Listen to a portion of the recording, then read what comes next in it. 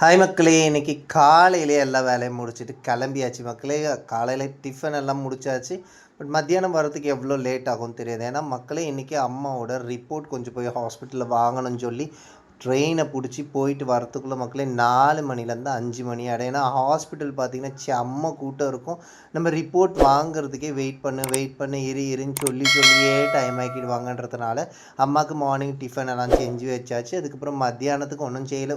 சும்மா ஒரு கூட்டு, அப்புறம் பப்படம் மட்டும் பொரிச்சு வச்சுட்டு வந்துட்டு வேறு எதுவும் வேண்டான்னு சொன்னாங்க. இன்கேஸாக வேணும்னா அவங்க ஊறுகாய் எடுத்துக்கிறேன்னு சொன்னாங்க. மக்களே, அந்த ஹாஸ்பிட்டல் போயிட்டு நம்ம உட்காரத்துக்குள்ளே பார்த்திங்கன்னா நமக்கு நெஞ்சு வலியே வந்துடும் மக்களே.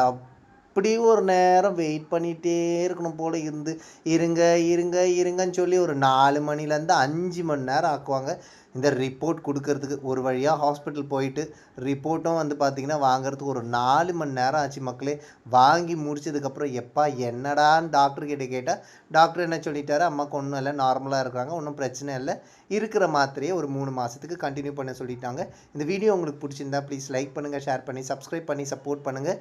எல்லாரும் சந்தோஷமாக இருங்க மக்களே. பாய் மக்களே.